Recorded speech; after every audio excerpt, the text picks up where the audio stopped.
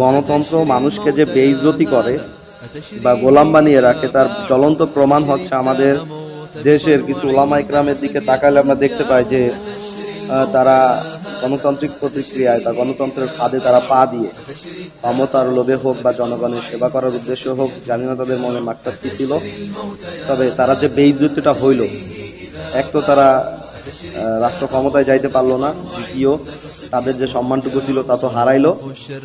তো ভাই আমি বলি কি যে এই গণতন্ত্র দিয়ে রাষ্ট্র ক্ষমতায় গিয়ে ইনসাফ প্রতিষ্ঠা করবা, ন্যায় প্রতিষ্ঠা করবা, এগুলো শুধু শুধু অহেতুক মানুষকে মিথ্যা ধোঁকা না দিয়ে, মিথ্যা আশ্বাস না দিয়ে খেলাফার জন্য সমাজকে তৈরি করো, খেলাফার জন্য যুবকদেরকে তৈরি করো, খেলাফার জন্য দেশকে তৈরি করো।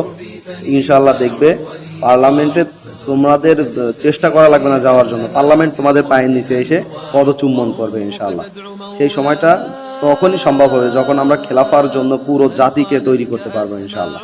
তো গণতন্ত্র থেকে আমরা সকলেই বের হয়ে আসি। যে যুবকরা এখনো গণতন্ত্র নিয়ে স্বপ্ন দেখতেছো তাদেরকে আমি বলি, গণতন্ত্র স্বপ্ন বাদ দিয়ে খেলাফার স্বপ্নে নিজেকে স্বপ্নচারী করো ইনশাআল্লাহ।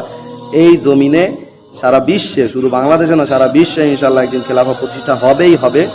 তবে আমি তুমি যেন সেই কাতার থেকে বা সেই দলের থেকে যেন পৃথক না হয়ে যায়, আমরা যেন সেই দলেও সামিল হতে পারি।